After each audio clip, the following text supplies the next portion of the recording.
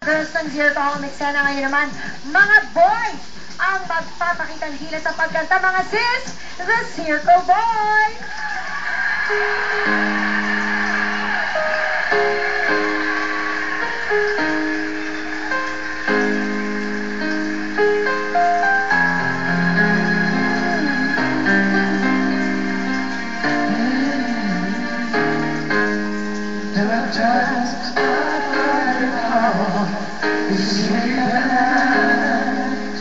We are living through such troubled times, and every child that reaches out for someone to hold, for one moment they become my own.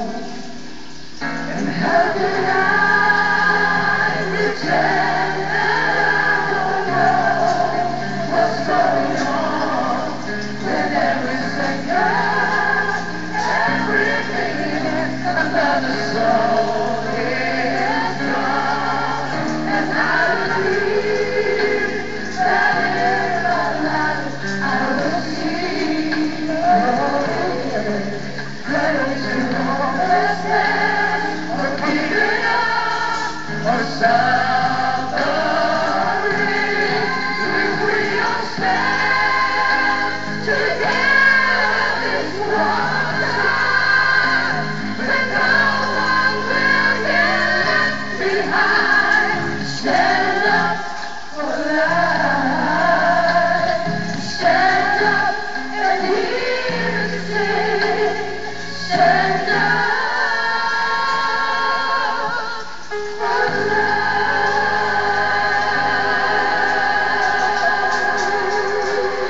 Thank you! Circo Boys, Alan Jane! Kwento mo sa amin ang Circo na magbubukas na ngayon. Correct. Bukas, Friday, soft opening na po ng Zirco Tomas Morato. Tapos sa Saturday, ang grand opening. So yan, sa Sabado, pumunta na kayo sa Circo. Tomas Morato. At syempre nandun ka. Oo naman, lahat kami. So bonggang-bongga yan, pwede na bukas. Pwede na sila pumunta, bukas pa lang. Bukas pa lang, pwede na. Tapos sa Sabado, ang grand opening. Hindi nila mamimiss yun. Ang katangi-tanging building yun sa Tomas Morato na ganitong kulay. Kulay halaya. Halaya, ube, halaya lang naman, ano? Sis, panalo talaga ang iba't ibang mga eksena ng mga Zirco Boys at Girls ngayong umaga.